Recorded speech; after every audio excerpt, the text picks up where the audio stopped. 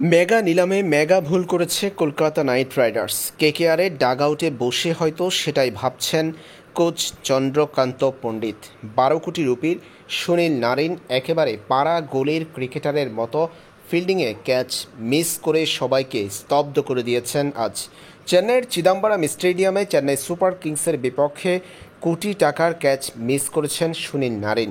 দেখে মনে হচ্ছে পাড়া গোলের ক্রিকেট খেলছেন ক্যারিবিয়ান এই তারকা। লম্বা সময় আইপিএলে কলকাতার জার্সিতে পারফর্ম করতে দেখা গেছে সুনীল নারিনকে। চেন্নাইয়ের বিপক্ষে কলকাতা নাইট রাইডার্সের ম্যাচে আজ ক্যাচ মিস করে সমালোচিত হয়েছেন সুনীল নারিন। যদিও ভালো বোলিং করেছেন ক্যারিবিয়ান এই তারকা। কলকাতা নাইট রাইডার্সের ফিল্ডিংয়ে এভাবে ক্যাচ মিস করার বিষয়টি মোটেও ভালোভাবে নেয়নি কেকেআর ভক্তরা। সুনীল নারিনের মতো এমন গুরুত্বপূর্ণ ক্রিকেটারের এভাবে ক্যাচ মিস দলের জন্য বিপদ ডেকে আনতে পারে। যদিও আজ চেন্নাই সুপার কিংসকে কেবল 103 রানে থামিয়েছে কলকাতা নাইট রাইডার্স, যার ফলে সুনীল নারিনের ক্যাচ মিসের বিষয়টি খুব বেশি সমালোচিত হয়নি আজ।